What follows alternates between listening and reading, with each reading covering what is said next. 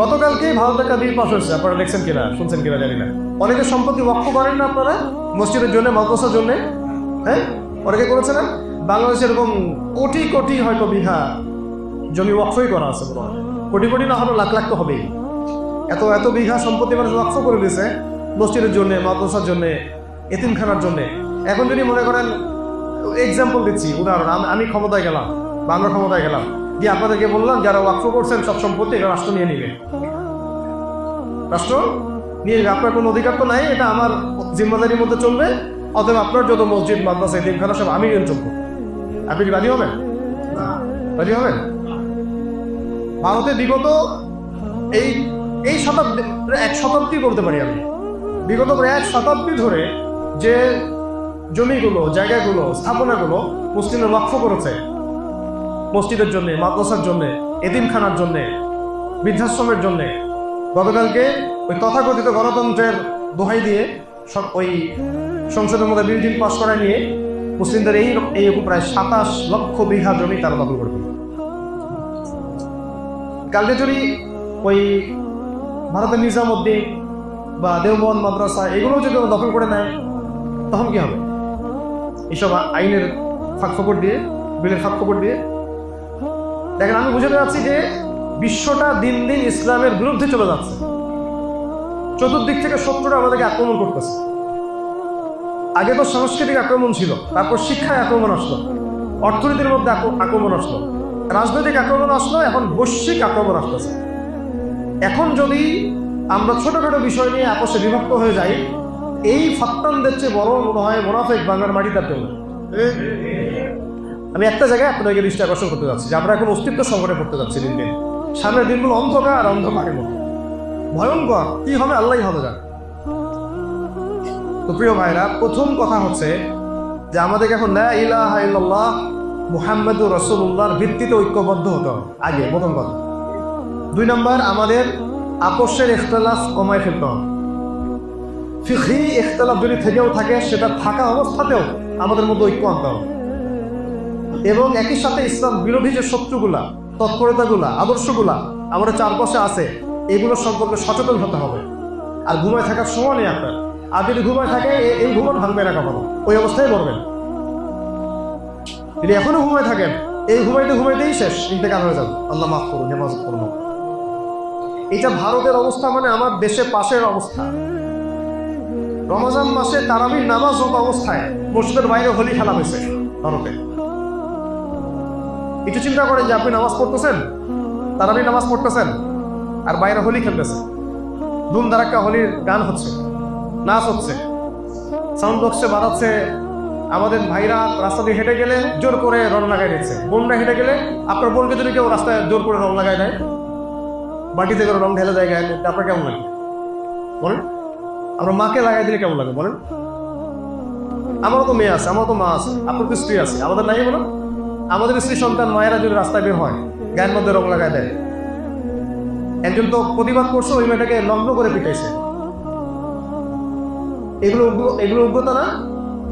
এগুলো সন্ত্রাসবাদ না? এগুলোর বিরুদ্ধে কথা বললে আমরা জঙ্গি হয়ে যাবো? এগুলোর বিরুদ্ধে কথা বললে আমরা হবো মৌলবাদী? এগুলোর বিরুদ্ধে আওয়াজ তুললে আমরা হবো সাম্প্রদায়িক? বাংলাদেশে কোনো হিন্দুর সাথে এমন আচরণ করা হয়েছে বলেন? আপনারা বলেন, সাক্ষী দেন। বাংলাদেশে কোনো খ্রিস্টানের সাথে এমন আচরণ করা হয়েছে? কোনো বৌদ্ধের সাথে, কোনো ইহুদির সাথে? আমাদের চেয়ে তো মানে আমাদের চেয়ে ভালো মুসলিম আমার তো মনে হয় বাংলাদেশ সারা ওয়ার্ল্ডের খুব কম জায়গাতেই আছে। এত শান্তিপ্রিয়, শান্তিকালী মুসলিম, নিজের মাই খেলেও কাউকে মারে নাই, মনে হয়। ৭বার গণহত্যার পরে কি মানুষরা গিয়ে সংসদ ভবন ভাঙচুর করছিল? তারপরে মানুষ বলছে ওরা নাকি রং মেখে শুয়েছিল। যারা মরছে তাদের উপরই তো মামলা দিছে, যারা মরছে তাদের পরিবারের উপর মামলা দিছে, একটার পর একটা। মানুষ কি রাস্তাঘাটে নেমে একেবারে আন্দোলন চালাইছিল? তারপরেও এত শান্তিকামী বাংলার মুসলিম, এত শান্তিকামী। কারণ আপনারা চিন্তা করেন, রমজান মাসে এরকম একটা অবস্থায় আমাদের ভাইরা নামাজ পড়ছে পাশে, আমাদের দেশের পাশে, তখন কি ওই নামাজ হতো অবস্থায় এটা খুব জরুরি বিষয় হবে? 8 টাকা পড়বে না 20 টাকা?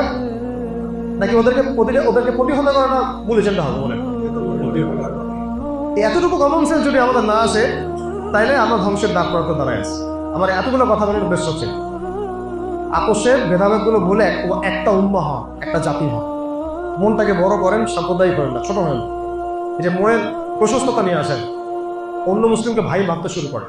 আকীদা যাদের সাথে মিল আছে তারা আমার ভাই, লা ইলাহা ইল্লাল্লাহ যার সাথে মিল আছে সে আমার ভাই, মুহাম্মদুর রাসূলুল্লাহ মিল আছে সে আমার ভাই। তেরা মেরা রিশতা ক্যা? লা ইলাহা ইল্লাল্লাহ। এইটাই মূল কথা। এর কথা হচ্ছে আগে আমাদেরকে সচেতন হতে হবে, আমাদের শত্রুদের ব্যাপারেও আমাদেরকে সচেতন হতে হবে। আপনারা কি মনে করছেন এটা শুধু ভারতের অবস্থা? কাশ্মীরের অবস্থাও সেই। ইন্টারনেট বন্ধ করে দিয়ে, ইলেকট্রিসিটি বন্ধ করে দিয়ে বিগত প্রায় 50 বছর থেকে ভাইদেরকে এভাবে মারা হচ্ছে, জুলুম করা হচ্ছে, বোন থেকে ধর্ষণ করা হচ্ছে। বলতে গেলে তো ঘন্টার পর ঘন্টা লাগবে। চীনের অবস্থাও সেই, উইঘুর ভাইদেরকে এভাবেই নির্যাতন করা হচ্ছে। সিরিয়াতে যুগের পর যুগ বাশার আল আসাদ এই কাজ করছে। এরপর আল্লাহ পাকের রহমতে এখন আহলে সুন্নাহ ওয়াল জামায়াতের হাতে ক্ষমতা আসছে। আফগানিস্তানে এরকম প্রায় 40 বছর তারা এরকম জুলুম করার চেষ্টা করছে। পৃথিবীর সবচেয়ে বড় সুপার পাওয়ারদেরকে তারা নিয়ে আসছিল। সেখানে কি আমেরিকা শুধু একা আসছিল? আমেরিকার সাথে ব্রিটেন আসছে, ফ্রান্স আসছে, ইতালি আসছে, জার্মানি আসছে, সমস্ত ন্যাটো শক্তিরা আসছে। তারপর আলহামদুলিল্লাহ আমাদের ছাত্র ভাইদেরকে তারা ঠেকাইতে পারেনি। ওদের হাতে মাইর খেয়ে এখান থেকে পালিয়ে ফেলছে। আমাকে বলেন, বাংলার মুসলিম জনগণকে এগুলোর জন্য প্রস্তুত?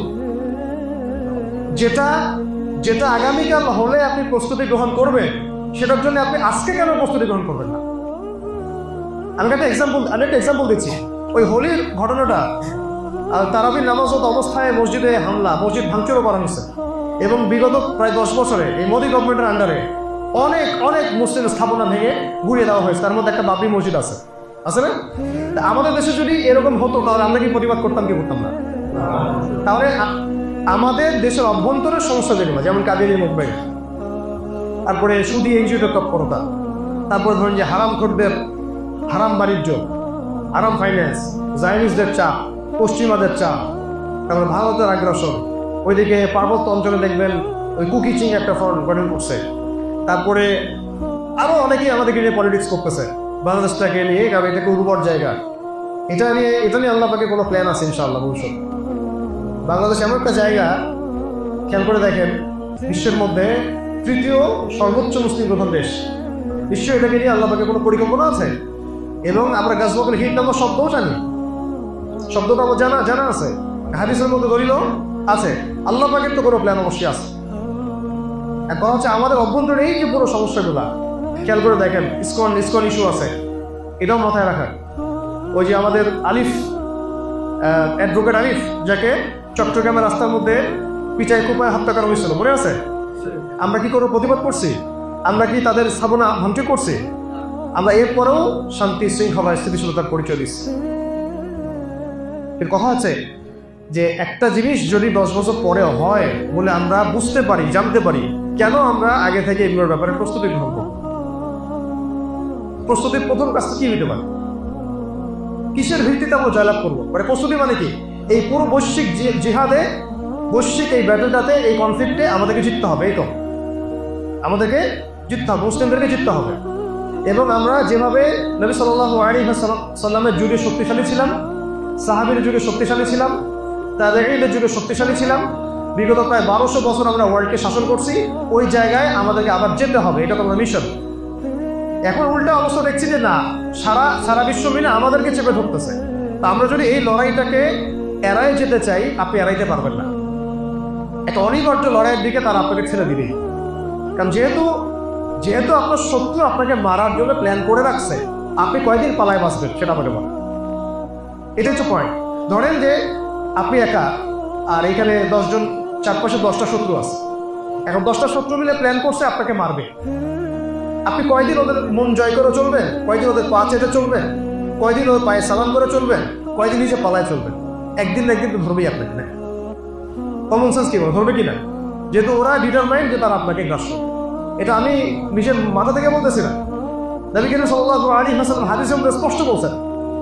এই এমন একটা জামানা আসবে তোমাদের সামনে, শত্রুরা ঐক্যবদ্ধ হয়ে তোমাদেরকে এমনভাবে হত্যা করা শুরু করবে, এমনভাবে নির্যাতন করা শুরু করবে, যেমন করে দস্তরখানায় মানুষ খাবার খেতে বসে, যেমন করে মানুষ দস্তরখানায়, ক্ষুধার্ত মানুষরা একটা দস্তরখানায় খাবার খেতে বসে, সবাই গোগ্রাসে খাবার খায় না, ক্ষুধার্ত 10টা মানুষকে বসায় দেন দস্তরখানে, দেখেন কি করে।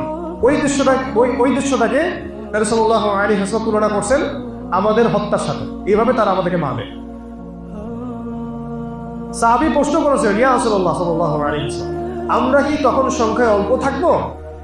আমরা কি সংখ্যায় তখন অল্প হব যে তারা আমাদেরকে এইভাবে মারবে? নবীজি বলছেন, না, তোমরা তখন সংখ্যায় অল্প থাকবা না, বরং তোমরা থাকবা সংখ্যায় সমুদ্রের ফেনার মতো বেশি। সুবহানাল্লাহ মতো পড়লেন, তাহলে সমুদ্রের ফেনার মতো বেশি হলে মাইল খাবে কেন? ওইটাও হাদিসের মধ্যে আসছে। বলা হচ্ছে 2টা বিষয় তোমাদেরকে পেয়ে বসবে। কয়টা বিষয়? এই 2টা বিষয় তোমাদেরকে পেয়ে বসবে, এই কারণে তোমাদের অধঃপতন ধ্বংসটা হবে। তোমরা দুনিয়ার পূজায় লিপ্ত হয়ে, কিসের পূজা?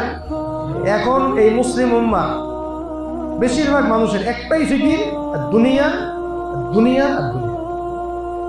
কি খাবো, কি পরবো, কি খাওয়াবো বাচ্চাকে, কি পড়াবো, কি ব্যবসা করব, কি চাকরি করব, কি বাণিজ্য করব, এগুলো দুনিয়াবি কাজ হলেও পারতো নাজায়েজ না। নাজায়েজ কি? কিন্তু এগুলোতে ডুবে যাওয়া নাজায়েজ। এগুলোতে কি করা? ডুবে যাওয়া নাজায়েজ। এগুলো আমার প্রয়োজন, যতটুকু আমার দরকার আল্লাহ পাক করতে বলেছেন, ওইটা ইবাদত, ওইটাকে মূল উদ্দেশ্য করানো নাজায়েজ। আমার মূল উদ্দেশ্য পরকাল, ইসলাম, দ্বীন, ঈমান, তাওহীদ, রিসালাত, সুন্নাত, আখিরাত, জান্নাত, এটা আমার মূল। এক নম্বর পয়েন্ট নবীজি বললেন, তোমরা দুনিয়ার প্রতি কি হবে? আসক্ত। আসক্ত মানে কি? আসক্তি বুঝেন? আসক্তি কি? নেশা। এটা একটা কারণ। একটা কারণ হচ্ছে আল ওয়াহান, তোমাদেরকে মৃত্যু ভয় পেয়ে বসে।